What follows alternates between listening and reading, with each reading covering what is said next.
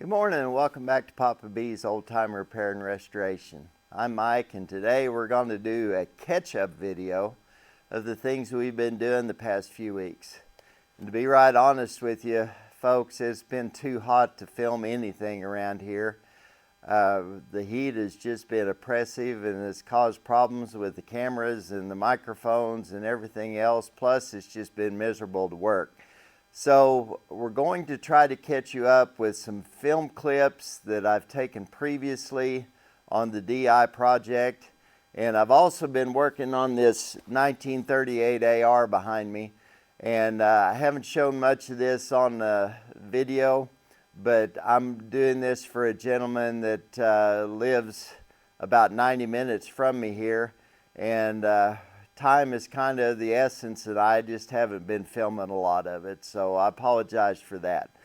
But today we're going to catch up on some of the DI segments that I've taken. The last video that you saw on the DI was repairing the control handles, and some of these clips were taken earlier than that. But you know, like I say, the heat and everything has just been, it's just caused a lot of problems. In fact, we had one day in September where the air temperature was 114 degrees here.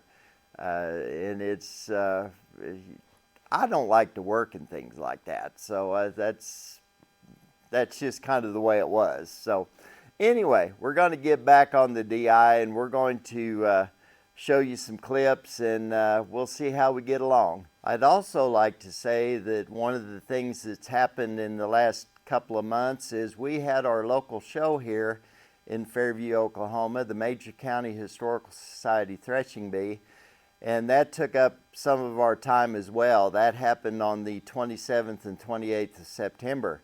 And if you'd like to see some video of that, I'd like for you to check out my friends over on Tractor Tales and Cattle Tales. Bryce and Courtney over there have taken a lot of footage of the show, and I'm not sure that it's posted yet. But if you would go over and visit their channel, I'm sure you'll enjoy what they're doing over there. So I'd like to give a shout out to Bryce and Courtney, and I appreciate the shout out in one of your latest videos myself. So thanks a lot. So now let's get on to the DI. We've got some time this afternoon, so we're going to go ahead and take some more stuff off of this DI. We need to get the governor off and go ahead and see about pulling the oil pump, the screen, and everything. We know this has got to be entirely tore down, so we got a little bit of time, so I'm going to go ahead and get started. All right, we got the oil line off.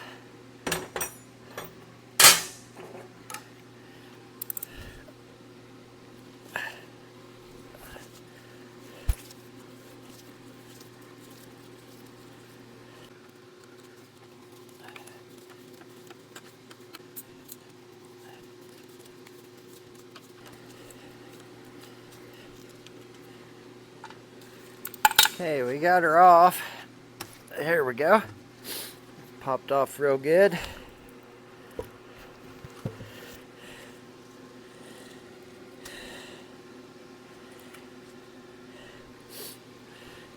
Looks a lot like the rest of it. It's pretty crusty. So, okay, we're going to set this aside and get some more on this side of the crankcase. We're going to start down here at the screen and work our way up to the main bearing housing. Well, we'll get that here in just a minute. Curious to see what the screen looks like.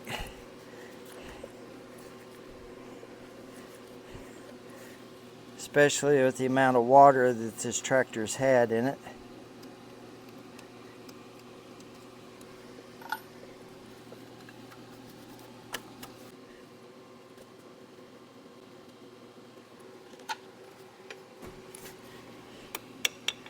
There we go. Well, that was easy. Okay. Yeah. The screen has become unattached from the housing there.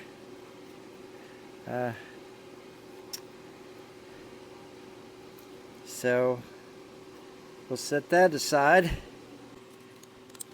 we go.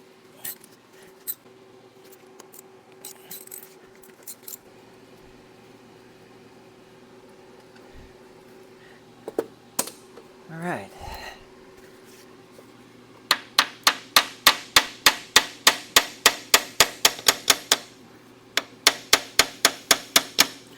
And it's coming off.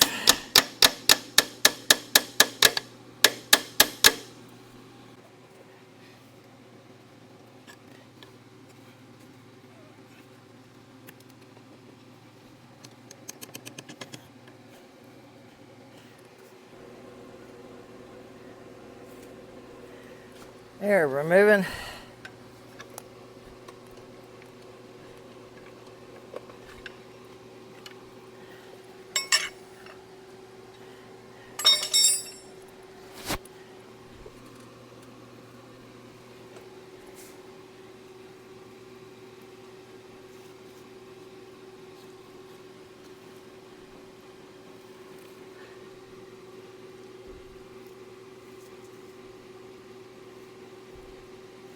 Looks like the only place that the gear is good is where it was meshed in with the other gear. We'll know more once we kind of cleaned it up a little bit. But yeah, so far it's remaining consistent. We'll say that much.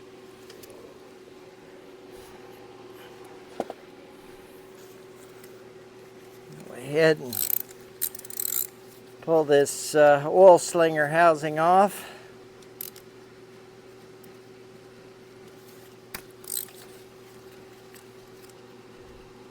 I might mention I pulled the flywheel a few weeks ago, and it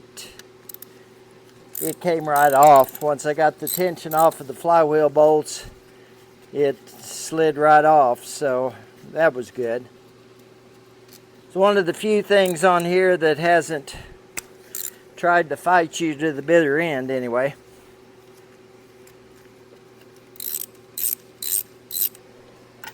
Be interesting to see what the inside of this main bearing housing looks like.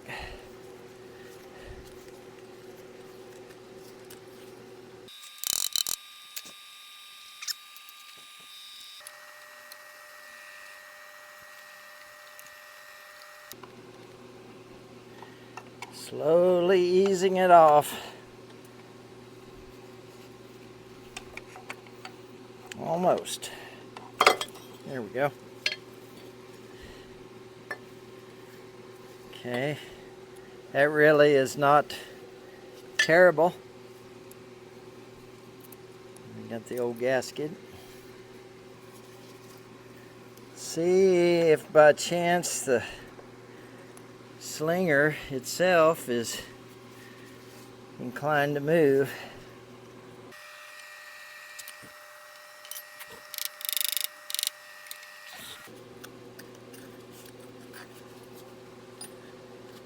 I'm going to get a little bit of emery cloth, and I'm also going to get some penetrant, polish that up, and douse it down, see if that helps us any.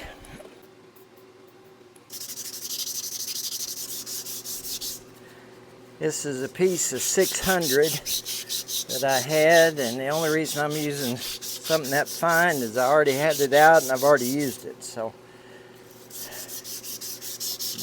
all we need to do is just smooth those outside splines enough to get that slinger to slip over. I do have the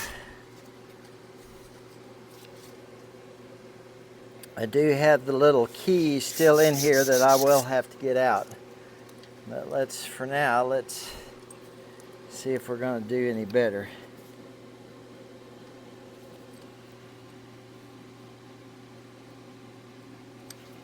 Well, it's rocking just a little bit. We can let that cork ring get itself out. Don't think I'm enough to, well, I am. Okay, now let's see. Oh yeah, there we go. That's all we needed.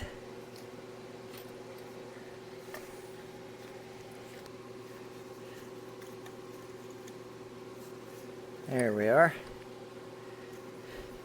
If I would have had any strength, I would have turned that out without the crescent. Okay, there's our little flywheel keeper.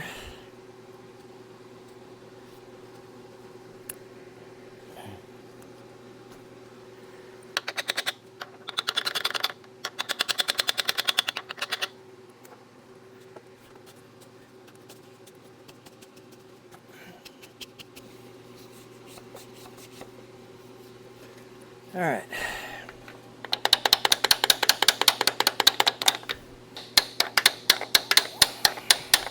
There we go. All right. And cork ring is still intact. So that looks like it would be a usable part. Curious how many shims the mains have in them.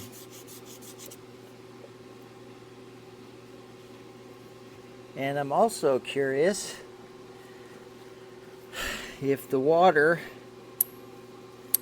infiltrated into those bearings.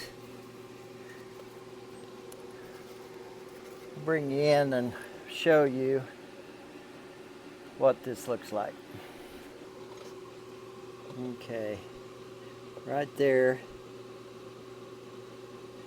you can see the gap on the main bearing. Looks like it's got a fair amount of shims in there.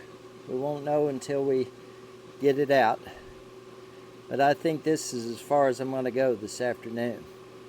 It's been pretty hot to do any filming here the last few days, but I have done a few things on the DI. Got the head studs out of the block, and they were pretty tough, but I did ruin one, but I do have a couple extras, so we'll be able to salvage most of those. As you saw in the last clip, we started pulling the oil pump, the suction screen, and I do have the caps off the rods. You just barely see that one in there. And by and large, I'm very pleased with what I'm finding. I know the gearing has been shot, but these bearings look really good. And the thing that I'm most excited about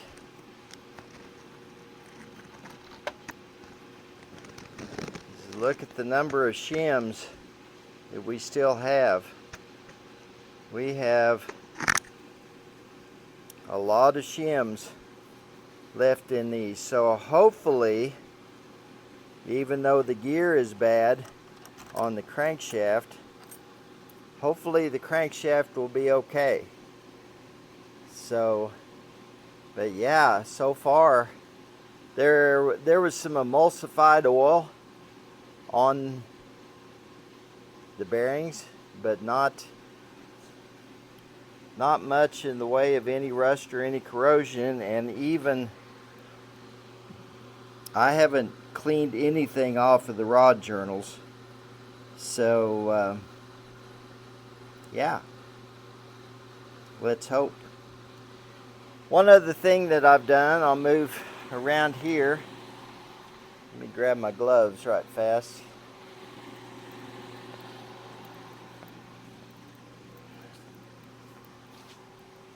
I've got the pulley, the clutch fork, and all of that out of here. And really, the pulley is looking very good as well. Sorry about the shaky camera, but you can see that clutch surface is really good in the pulley.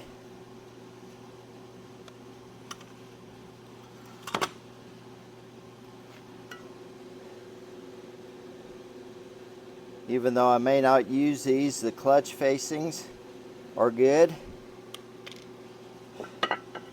The drive disc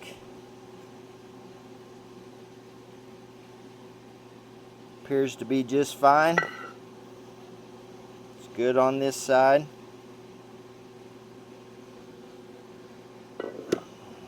I'm going to stack all of this up in this pulley before I store it away, but a lot of life left in this riveted, so it could certainly be used.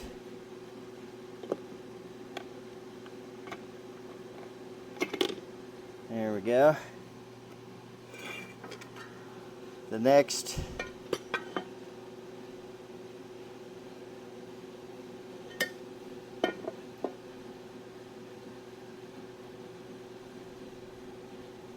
looks real good as well.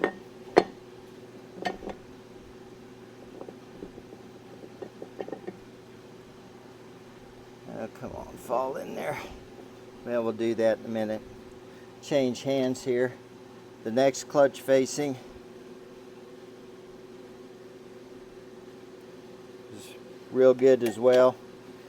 And so is that, the adjusting plate here. So yeah, so that has come out real well, and actually even on the shift,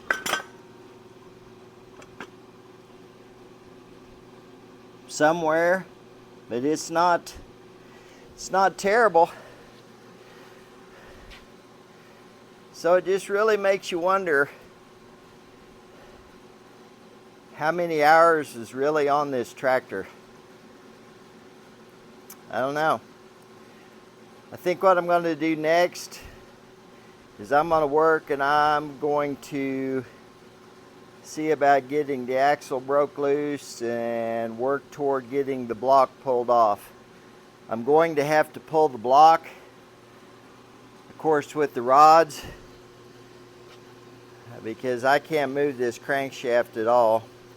You saw in the last clip how rusty the inside of the governor was. So if there's anything about the DI, except for a few good things that we've covered, it's consistent. So anyway, I'll set you up and we'll film me breaking this axle loose and trying to get the block off. Well, as you saw there in that last clip, the DI is being consistent. Unfortunately, it's consistently bad. The governor was really crusty. The pickup screen, as you saw on the oil pump, was in pretty bad shape. And now we've got to face the challenge of trying to get the block and the rods out with a couple of stuck pistons in the block. So let's see how we get along with that.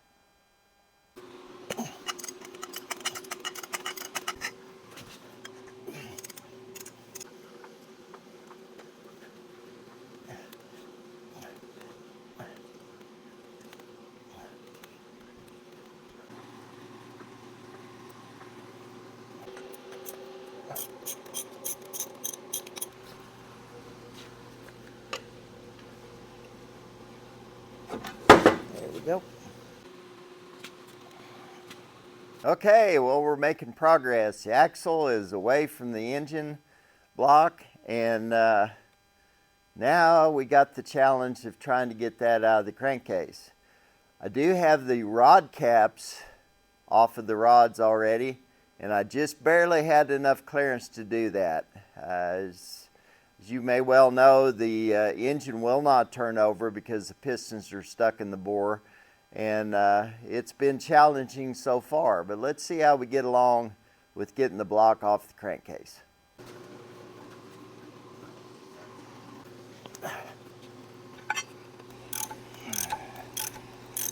Okay, that should work.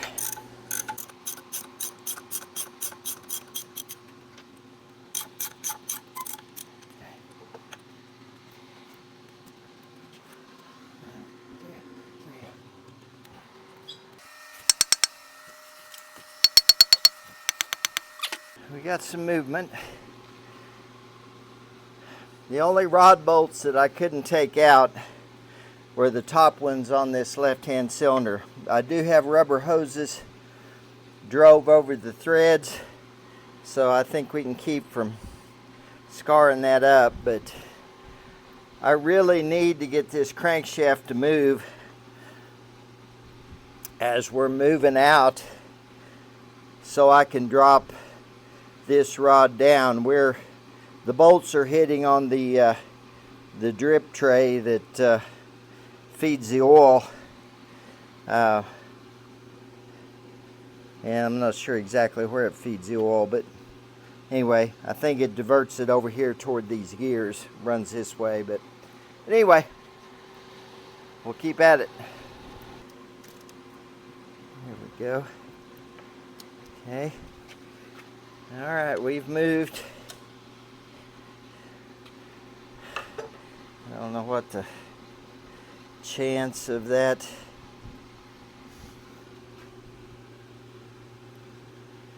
actually,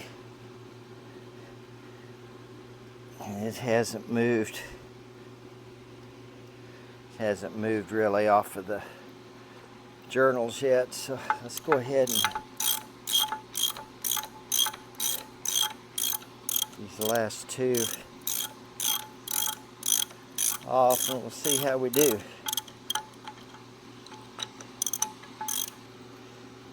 It should give me about 1/4 of an inch of movement. Okay, pick that up just a hair. There you go. Okay, I like that. Yeah, okay, we've moved off of that journal. I'm going to try to tap this insert around, maybe.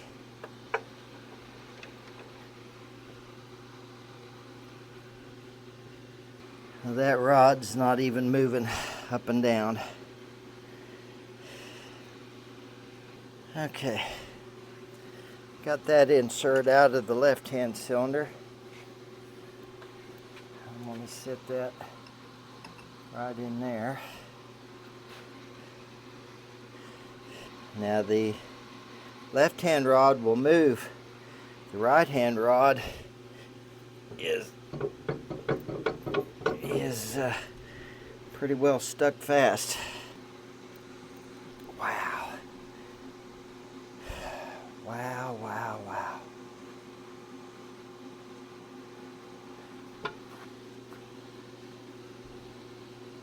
Mercy. That thing is tight. Oh, there we go. Okay, that moved better. All right. I'm going to attempt to knock that other insert out. Slowly. Yeah, there we go.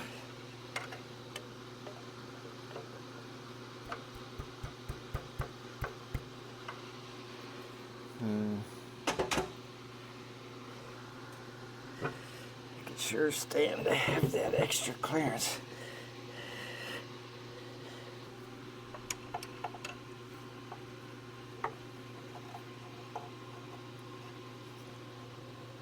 Oh, there we go. Moved it. Alright, I'm gonna do just like that. Slip that in there like that. Let's loosen the rod if we can just get it to come on around. Okay. Now I'm gonna go ahead and slip it on out. I want to get that rod bearing out of there before anything happens. Tell you, pulling stuck engines apart is just hard. It's just hard.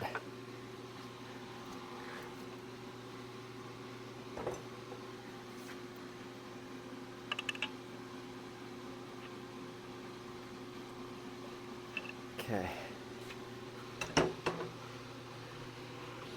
That bearing is loose, except right at the very bottom edge.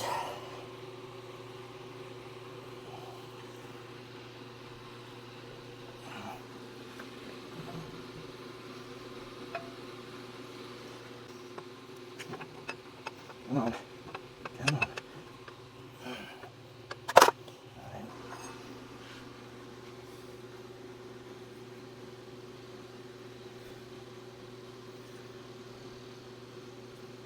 Looks about as good as the rest of them, so that's encouraging. All right. So now, I believe, find a rag. I believe we can stick this out.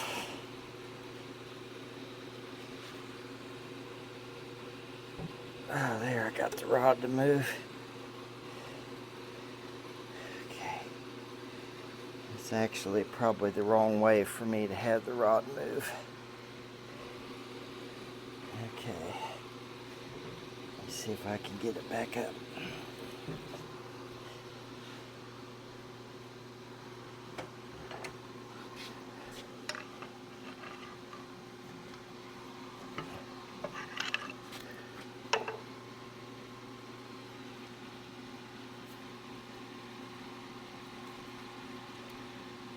Okay, let me see if I can get that pulled back up.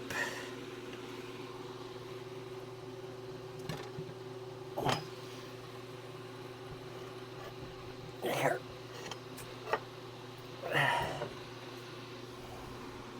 Let's turn.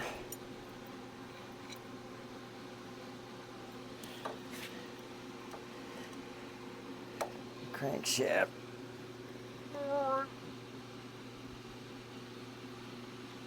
Wow.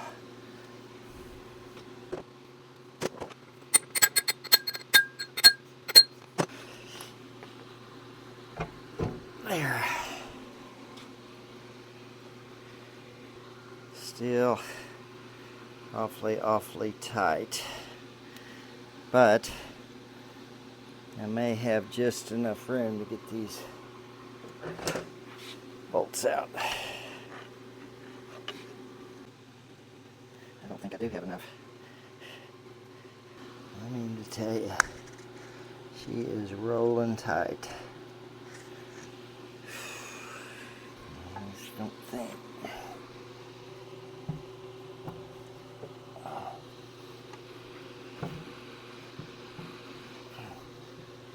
Oh, there we go.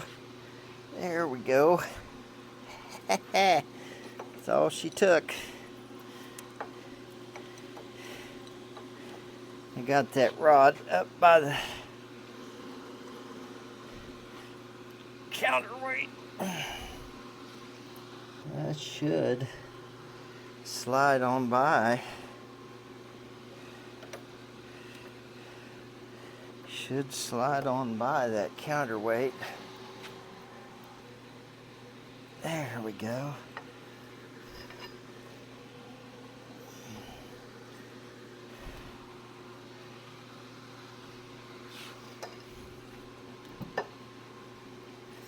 All right. Now let's raise that up a little bit. That's all she took, was that right there. Now let's roll.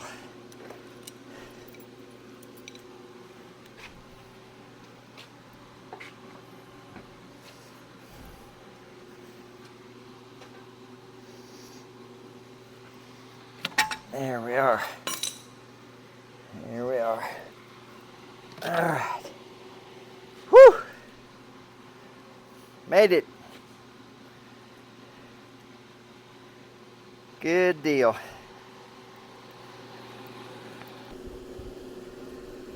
Okay, let's take a look at these cylinders right fast now that we've got it out on the stands, and you can see we've got a good bit of cleaning up to do before we ever tried to see if that piston will move out of that cylinder. Lots of corrosion. The sides don't look too bad, and yeah, the top is crusty. So on the right hand cylinder, the piston skirt's sticking out already, so got some cleaning to do there before we see if we can get those out. But I would like to see about getting these out, getting the rods off anyway, getting the rods cleaned up to see you know, if they're usable or not. So, and I'll bring you around and show you inside the crankcase now that we've got the block off. You know, except for some emulsified oil and maybe just a little bit of rust, the rod throws don't look too bad. We'll wait and get that out of the crankcase and get a micrometer on it to see. But it was sure good to see that we did get the crankshaft to move. It's been very difficult to get this apart in the condition it was. I did have enough clearance to get the rod caps off, but I have not been able to access any of these oil lines up here on the main bearings at all. I don't know where somewhere down there is the filter head. Looks like that's it right there. But you can see the crankshaft, or the camshaft, is plenty crusty. And we knew it was going to be that way. So at least now we can get to the point where we can get the case gutted. So that's a quite an improvement over where we have been. So I guess we'll check back with you when we start tearing this part down and see how it goes. Well, we had a successful time getting the block off, and I'll tell you, I was pretty concerned about it. I couldn't get those rod bolts out of the left-hand rod, and the way everything was wedged up in there, it proved to be quite a challenge. But we were successful, and in this project, we'll take any success that we get. I'd also like to add that there have been a few good things happen so far. The rod bearings look good. There's a lot of shims in those rod bearings. The clutch parts look pretty good. Glad for that. And of course, if you remember from quite a while back, the transmission is really good. So we're making progress, and so we'll take any win that we can get on this tractor. With that, that's a wrap from Papa B's Old Time Repair and Restoration. And I appreciate you watching, appreciate you subscribing, appreciate all your comments. It greatly helps everything that we do here. And until next time, we'll see you later. Thanks for watching.